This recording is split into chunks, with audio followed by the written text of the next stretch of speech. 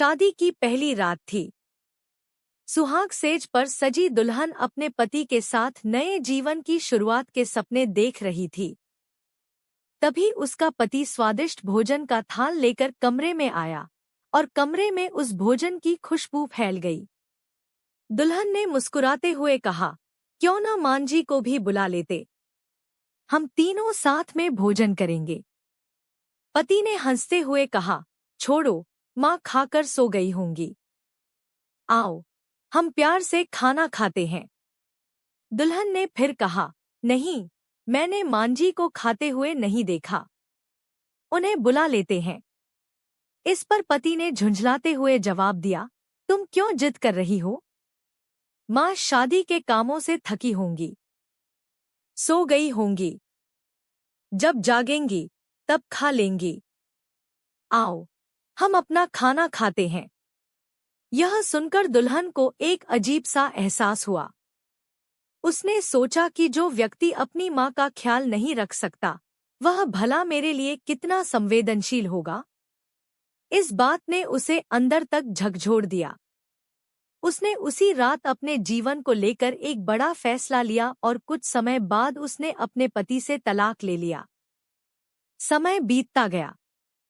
दुल्हन ने दूसरी शादी कर ली और अपने जीवन को नई दिशा दी।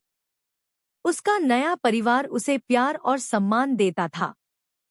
कुछ वर्षों बाद उसके 2 बच्चे हुए, जो बेहद सुशील और आज्ञाकारी निकले।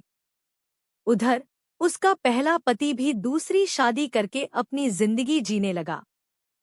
जब वह स्त्री 60 वर्ष की हुई, तो उसने अपने बेटों से 4 धाम यात्रा की इच्छा जताई।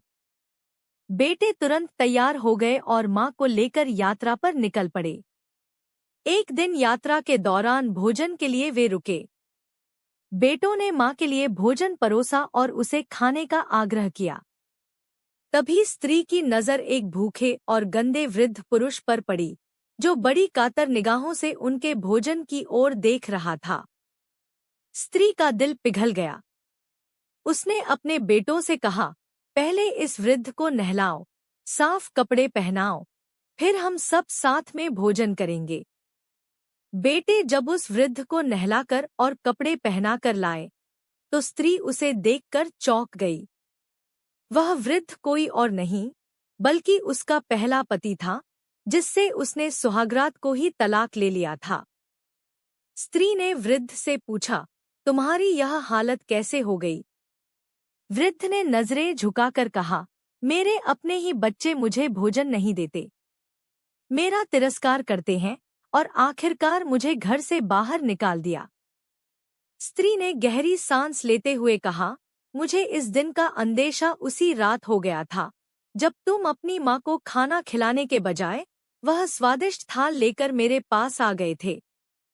मेरे बार बार कहने के बावजूद तुमने अपनी माँ की उपेक्षा की।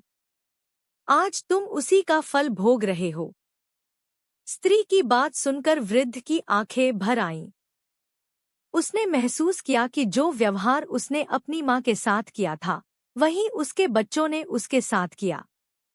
यह घटना हमें सिखाती है कि अपने बुजुर्गों के साथ कैसा व्यवहार करना चाहिए, क्योंकि बच्चे वही सीखते हैं जो वे अपने माता पिता को करते हुए देखते हैं। बुजुर्गों का सम्मान और देखभाल केवल कर्तव्य नहीं, बल्कि हमारी अगली पीढ़ी के लिए एक आदर्श है।